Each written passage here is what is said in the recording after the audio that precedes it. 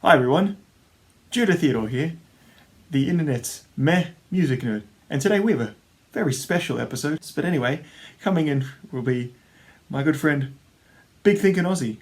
Hey, how's it going? How's it going, guys? I hope this video doesn't lose monetization due to your French, but it is what it is. It's good to be back. I've had a bit of a YouTube hiatus, but I'm here to review some music with my main man, Judah.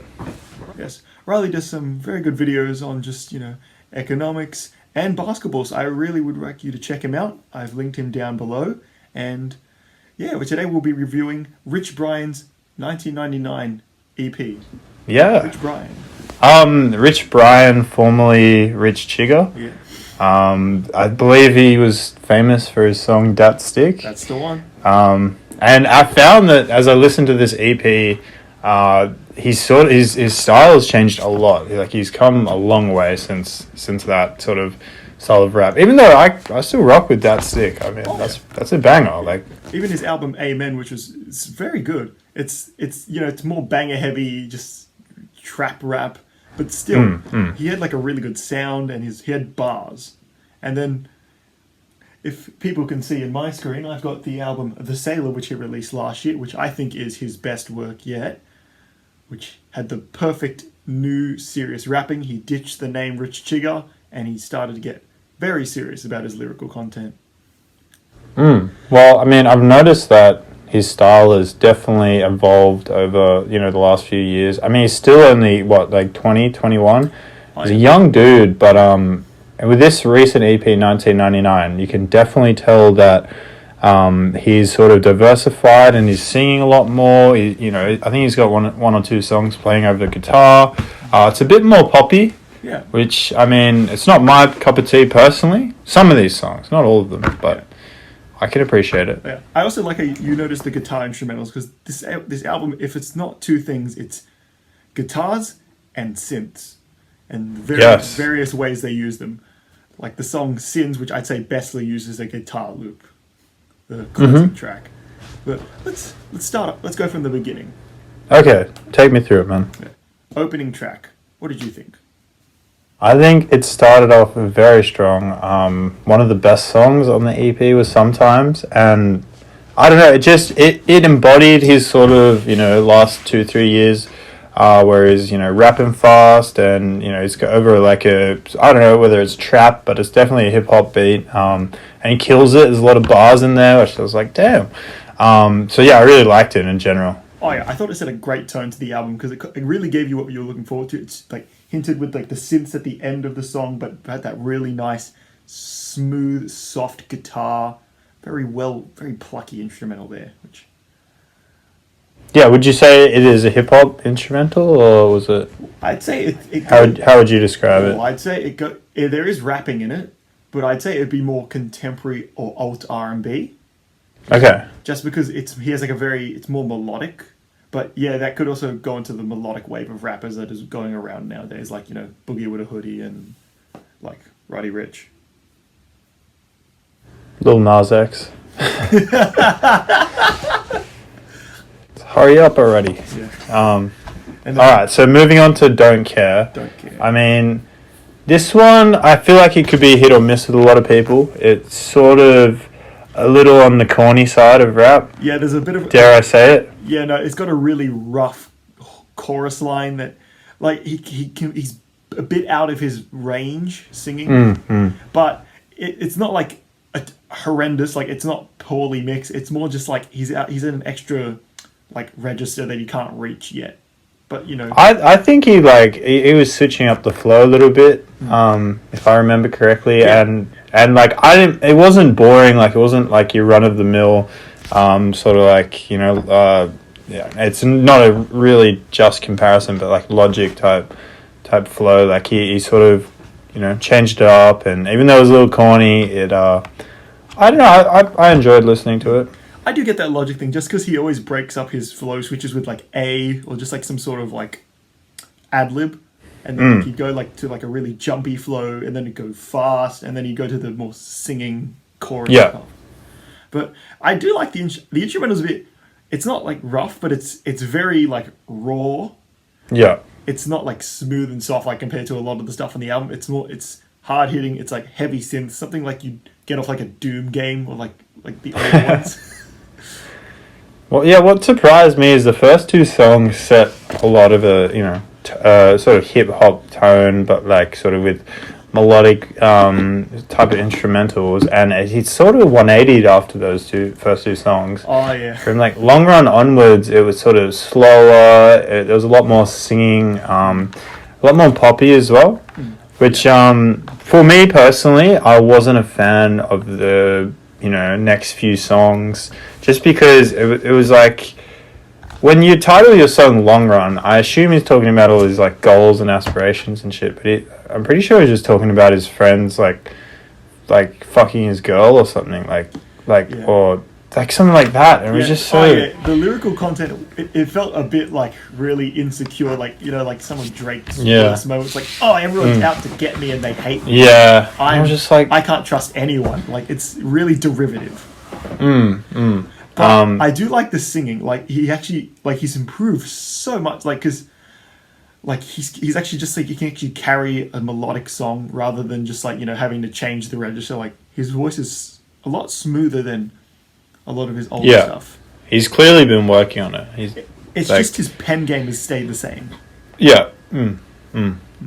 Like, it's progressed a lot, but it hasn't really progressed from last year's stuff. Okay. I couldn't really compare it myself, but I'll take your word for it. Well, I thank you for trusting me. But yeah, but the two melodic band, I like them. If not, like, my biggest critique would be the derivative lyrical content and just really it just didn't have a lot of substance, in my opinion. And it felt a little gross. Yeah. And I don't like being that negative, but it kind of just it put me off a bit. Yeah, in all honesty. Despite how much I love the first two tracks. And what about when you come home and, DOA, Love in My Pocket? Did you have the same opinion of me, as that they were a bit like on the pop side of things? And this is a hot take. I don't know. This is a hot take for me, but I actually I love Love in My Pocket. I don't know why. There's something about it. Just that really it's a corny synth line and it's a really stupid hook. It's just so catchy. And then I feel like I could hear it on the radio. Like, it would come on the radio. Very radio-friendly song. Yes. Like, I feel like I could listen to it, perhaps, like, if I'm playing GTA and it came on the radio on GTA, and I was like, oh, that's Rich Brian. But, I can only imagine, like, a really fan edit where someone's just, like, running over people and the song's just playing. That's what I mean, yeah, like... It's like it goes to 5 stars and then just the lost my mind and I don't know what to do with it. But